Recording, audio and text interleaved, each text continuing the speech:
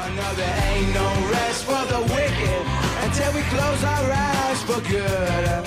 All right, everybody, huge update for No Rest for the Wicked. This is the live showcase. It's about 25 minutes long.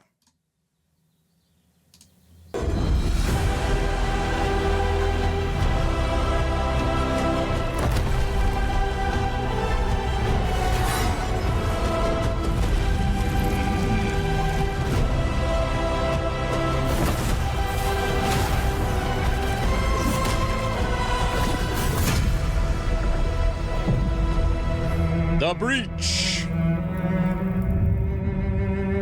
Hey everyone, I'm Thomas. And I'm Gennady. Welcome to our second Wicked Inside. We know a lot of you have been eagerly waiting to hear more from us since we shipped our last major content update. Right after early access launch, we spent weeks listening intently to your feedback while putting out numerous hotfixes and patches. Then, after we felt that No Rest for the Wicked was in a good spot, we launched I meant to leave chat on. You guys could chat during this. It's good. our first big content update, the Crucible. With the Crucible, we introduced fresh enemies, brand new systems, and a fun mode to keep everyone entertained while we began work on our next major content update. But it's been a while since then, and today we'd like to explain why. Our publisher for No Rest for the Wicked was Private Division, a subsidiary of Take-Two Interactive. Take-Two decided to sell off Private Division, which was unexpected news for us.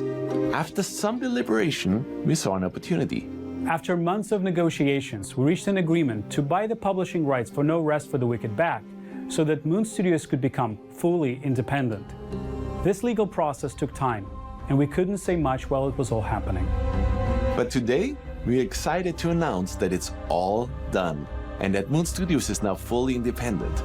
We believe this will give you even more confidence in our vision, because we're free to build No Rest for the Wicked exactly how we want, without needing to ever go silent again. We've used this extra time to create something truly That's very, very cool. Congratulations. That is cool. special. Let's take a look at The Breach.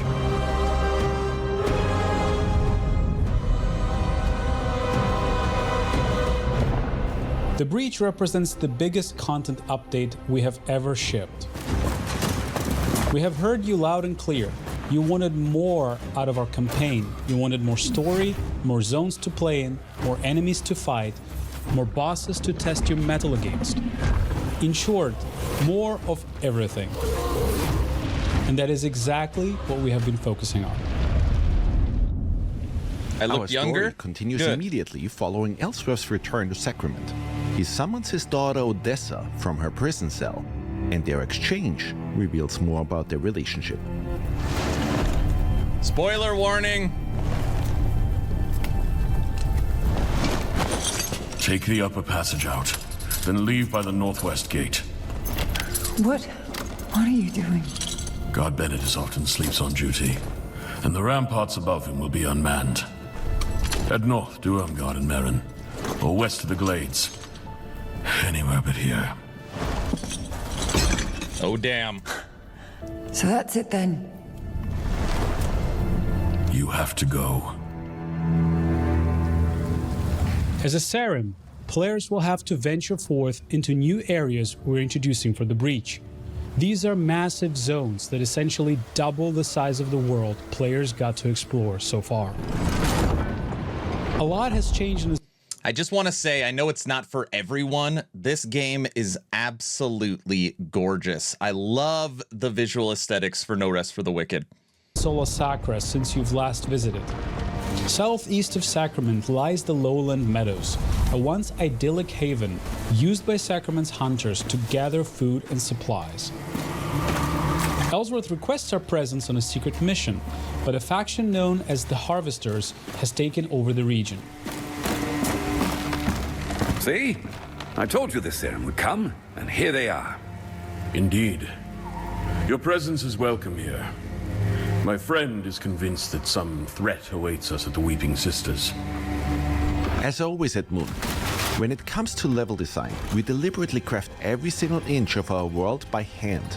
We do not rely on any procedural generation, And we believe that ultimately, that will allow us to create an insanely expansive, interactive open world where every inch actually matters.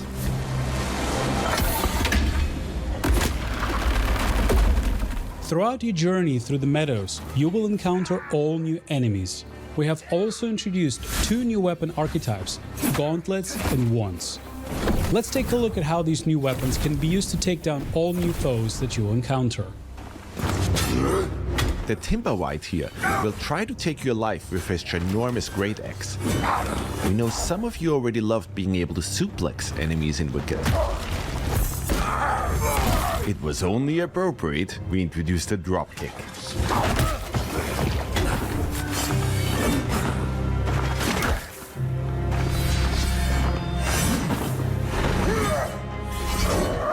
You like the drop kick? Hadouken! Wormwood wretches and limb-seed archers will keep you on your toes with brutal range attacks. Our tremor wave will make quick work Was that some spin to win right there? of them. Rust Reavers present an even greater challenge. Equipped with 2 huge saws, your best bet is to keep your distance and counter when you find an opening.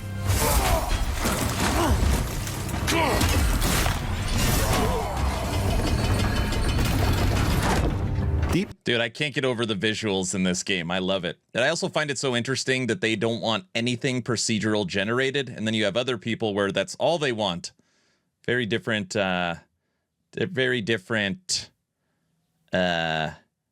goals for the game.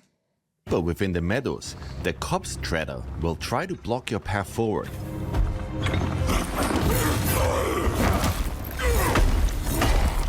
Like a snake thing. Study his movement patterns and keep a cool head. You might just prevail. You like handcrafted? Obviously, we are also introducing all new bosses for the Breach, but we don't want to spoil everything just yet. We know a lot of you already enjoyed how much love and care we're putting into all of these areas.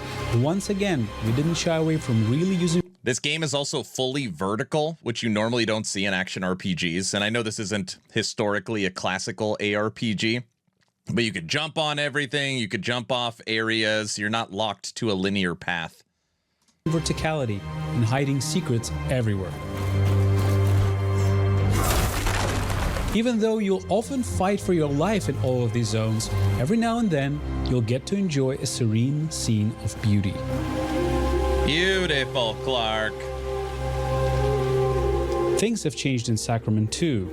Caretaker Alden has arrived in town to plead for help, dealing with the Blight, a plague infestation destroying his home of Marin Village. Excuse me, is it true that Governor Ellsworth has already gone north with that madrigal? The guard said as much, but I wasn't sure. Many doors in Sacrament stay shut to us, Dasha. And if you exit Sacrament through its northwestern gate, you will find yourself in the once majestic Marin Woods.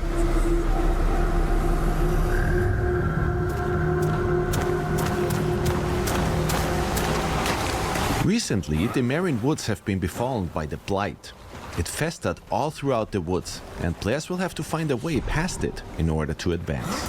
An octopus monster. The Belactor are ferocious fighters. The Stalkinche here knows how to wield a club, and if you're not careful, they might just call in reinforcements. Our new wands build are surprisingly effective. We can cast ice darts to freeze our enemies. Freeze them! Cold Sling is a powerful ice evasion attack.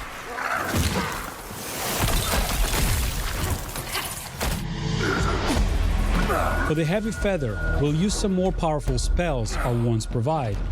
We have since learned how to perform the Riven Twins Plague Explosion.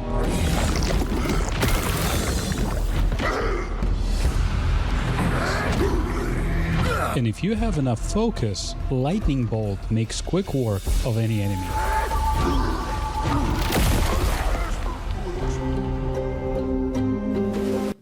Brow, they introduced Smite. Do you see that? Smite. No rest for the wicked. Halfway through Marin Woods, you'll encounter Marin Village, a peaceful woodland community of Isola Sacra. Oh, it's so peaceful. First traveler I've seen in ages. I'm amazed you made it to our village at all, stranger. Hardly anyone comes here anymore. 10,000 blessings, Serim, for returning us to ourselves. The villagers in Marin provide new services and sell different items than the ones in Sacrament. My clod of a cousin's still hammering away in Sacrament. Figured they would have run him off by now. Chased them out of town with their crooked pitchforks and bent spears. Might as well give it here. In Marin, we will also meet Odessa's godmother, Irmgard, a connection to her Dasha heritage. I remember when my mother used to sing me to sleep. You did too. Same lullaby. Will I see you there? All of us at one table again. I'm not welcome in Sacrament. And in a return to the Nameless Pass, we'll explore new areas within it, learning more about the forces of the mainland. We will not tolerate any more doubt within your ranks, Primus. Not while we knock on salvation's door. Discipline takes time. It's earned, not bought. The born god disagrees. Discipline is forged. It is a tool molded in flame. Meanwhile, we'll continue the story of Madrigal Celine and her vanguard, who seek to liberate the lost city of Kalen. We're incredibly excited about this new chapter in our campaign, but we don't want to spoil everything just yet.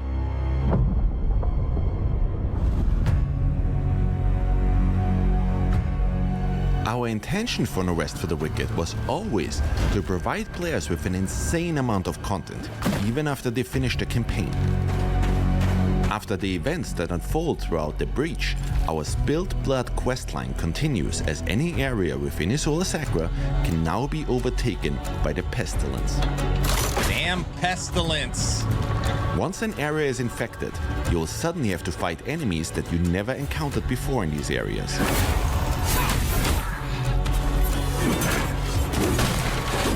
Defeat these enemies, and they might just drop all new Torn resources. What's up, Hog? Torn resources can be burned at any fire in order to further increase the challenge within an infected area.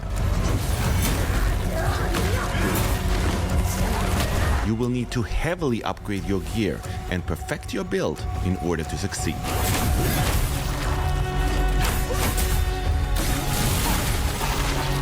But greater challenge also means greater rewards. Notice that with every enemy you slay, the pestilence spread meter at the bottom of the screen reduces. Slay enough enemies and you will have to overcome only one more obstacle. Og, you ever play No Rest for the Wicked? Ripping it out at its root. If you manage to defeat the plague boss within the infected area, the entire zone will be cleansed of the pestilence once more.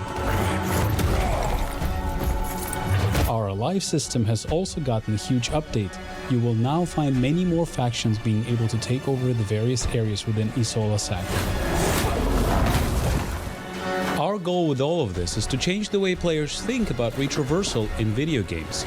We ultimately want to make every return feel as fresh and as exciting as it was the first time you played.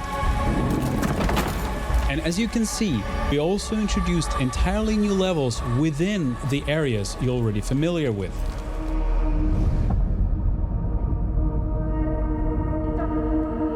In order to aid players in achieving the perfect build, we introduced quite a few changes that will make progression a whole lot more streamlined and fun. First off, we have revamped the way gear drops. we replaced the tiered approach and came up with a formula that takes the player level, the area level and the enemy level into account, which results in an experience where any gear that drops will be approximately within your level range. That is a massive improvement. Gear that used to only drop in earlier zones might just drop again, but at a higher level. We tried this out, and we ultimately see a much higher variety of gear throughout our playthroughs. We think it's a much more enjoyable looting experience.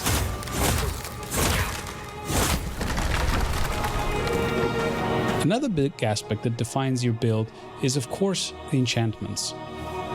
So far, if your gear didn't drop with the enchantments you needed, your item would never reach its full potential. But we came up with a solution. If an item dropped with less than maximum possible amount of enchantments, you can now use a fallen ember to add another random enchantment to it. And if you have an enchantment on one of your items that doesn't quite fit your playstyle, fallen embers can now be used to re-roll that particular enchantment. Look at that, Hog. It's got better crafting than your PoE 2. Sorry, I didn't mean that. I'm sorry. Sorry.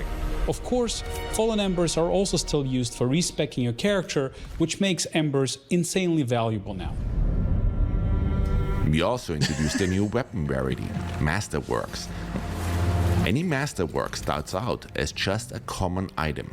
If It's actually you the same decide to crafting. forgo the RNG aspects of Wicked, you can bank on gems in order to fully customize your item. PoE 2 Gems sucks, bro. will You now love show it. What do you exactly mean? what effect they'll have, depending on which item you slot them into. In our case here, we want to craft a build that heavily relies on and synergizes with focus. The benefit of common items is that we can completely customize them. Once we've fitted the maximum amount of gems into them, they now become a masterwork. PoE 2 got me to play PoE 1 and now I don't want to go back. We've introduced a whole slew of new weapons, runes and armor sets. We've also iterated on our list of enchantments in order to enable the creation of entirely new builds, while ridding ourselves of... So far, boost to the story, double the size of the world and environment, new enemies, new bosses, new endgame, better loot drops, and the ability to craft your gear. That's a good start. The enchantments that led to overpowered builds.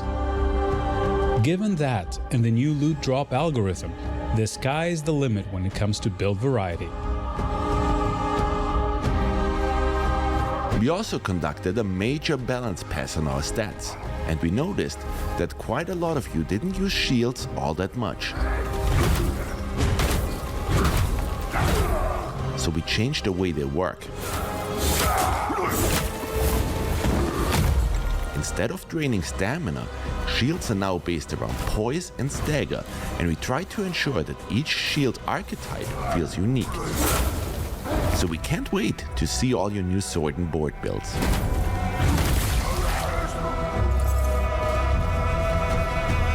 I thought this game bombed already. This game had a lot of buzz last year, but it's just, remember, it's only early access. So this is just the big, huge, this is really the first, maybe second huge update, or the biggest update for it since early access.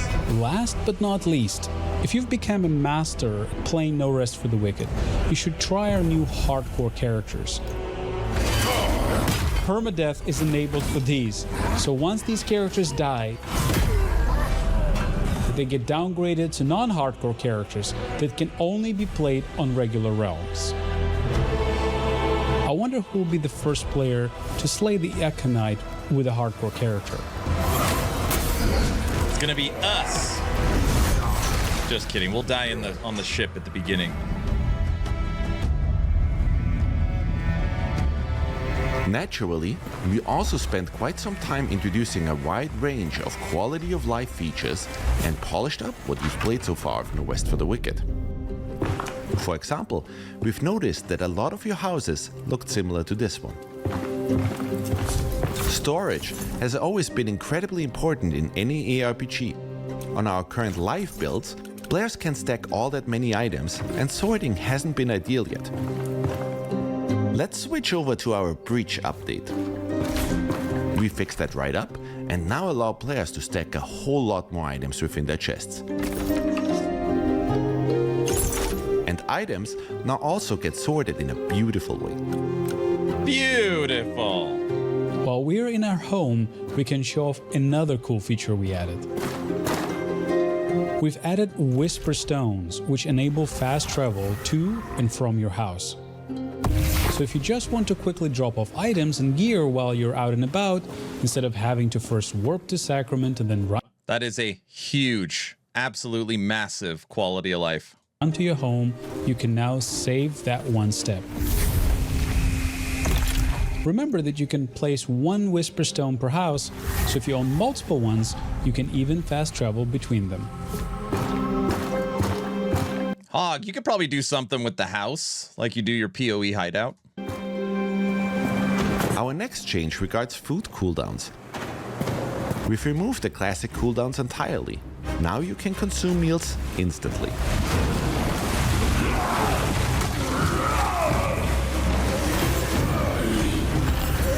However, your stomach is no longer a bottomless pit. You have a limited number of meals you can eat during combat.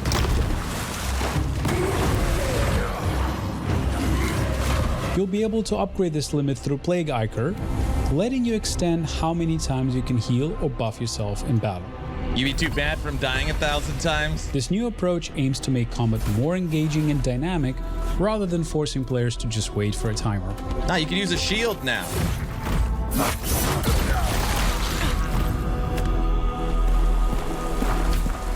Time ticks ever forward. Batman, thanks for the prime sub. Project wait times Just have been a wanted to major support. discussion point in our TA community. checks for all the content We're and the adding in hard new features work so you in the can contribute ARPG food Willard. and ingredients Thank to you, make sir. Advanced's workers, speeding up whichever building project they're currently tackling. We are always listening to your feedback, and we will keep iterating on the system. If you have thoughts, please keep sharing them. And of course, we've been hard at work meticulously optimizing performance.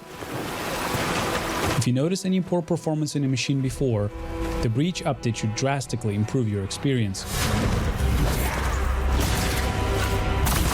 Speaking of improvements, our DLSS implementation has been updated to a newer version, which results in much crisper image and even better performance. And these are just a few highlights. In total, we're counting more than 11,000 changes since we shipped the 11,000 changes on the Breach update. Crucible update.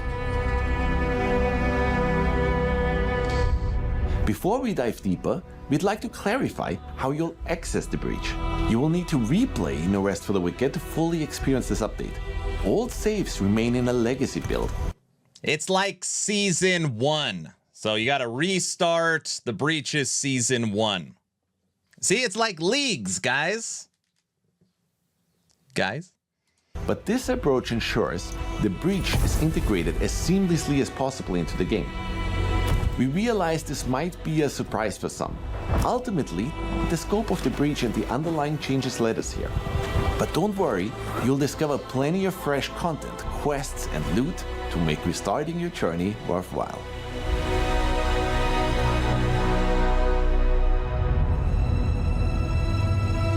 Let's discuss our roadmap next.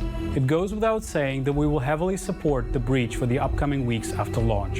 You will once again see us react incredibly quickly to all of the feedback you guys might provide. But we're also already hard at work on our next content drops.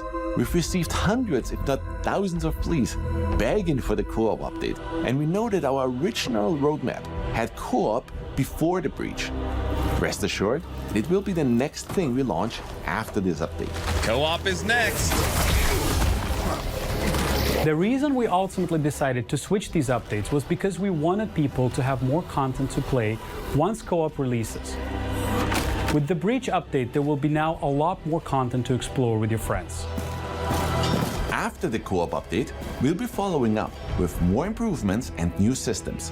We'll expand Sacrament, improve housing, introduce farming, expand the Crucible, and of course, finish the campaign with more... Ooh, they're putting in farming. Hog, they might put in fishing too. Yeah, I know you like fishing. story, and more quests and bosses. And we're very much aware that a lot of you finally want to play No Rest for the Wicked on all major consoles.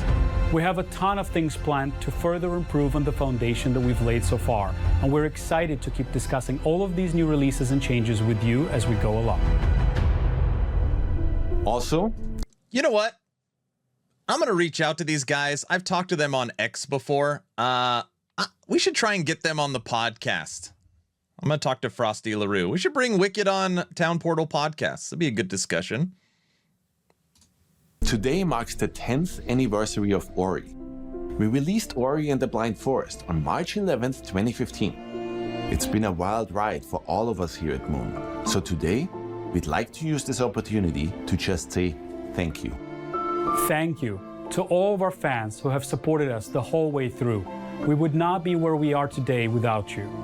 We're now hard at work on the final bug fixing and polishing stages of this massive update. We want to make sure we get it just right.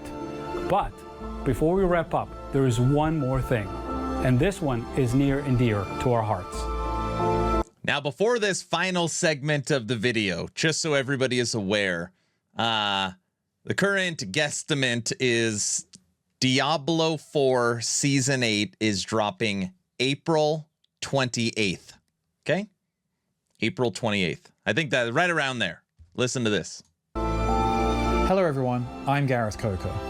My story with Moon Studios began more than 15 years ago when I received a message on an internet forum from them asking me if I'd be interested in composing the music for a small indie project. 4 years later, that small project blossomed into Ori and the Blind Forest. Now, we were all very young and just getting started, so for our second release, Ori and the Will of the Wisps, we set out to perfect everything about the original, and I couldn't be more proud of what we were able to create together. But our journey is not yet over. I'm happy to announce that I've been hard at work crafting an unforgettable score for the story, the characters, the locations, and the boss fights of No Rest for the Wicked. And you will finally be able to hear some ambient music while out exploring in the world too. I can't wait to see where this journey leads us once again. It leaves me to invite you to experience the all-new music in No Rest for the Wicked with the Breach update, launching on April the 30th. It will be well worth the wait.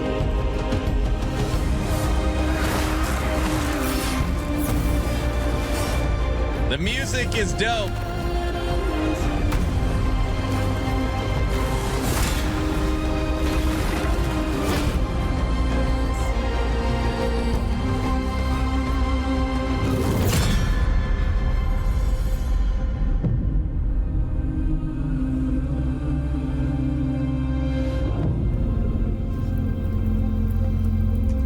There it is. Now, when we watched this earlier, I don't want to say we had a good laugh, but we know that Last Epoch Season 2 is April 2nd. Current guesstimates is PoE 2 Update 020 is mid-April. A lot of people are pointing to April 11th.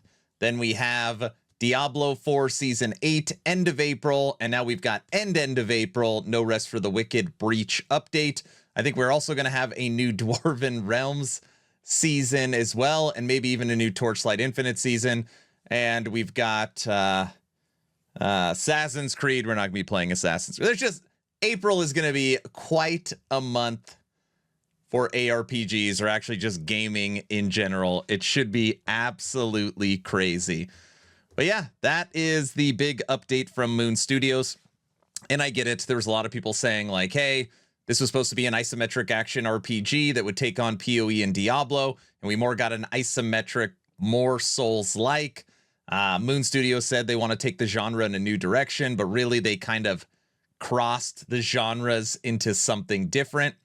And combat in this game does get quicker, it does get easier, but it does have a Souls-like element where you got to dodge and you got to parry, and you got to use these mechanics to defeat the bosses or else you'll get murdered. It is definitely not a fast-paced ARPG blaster game.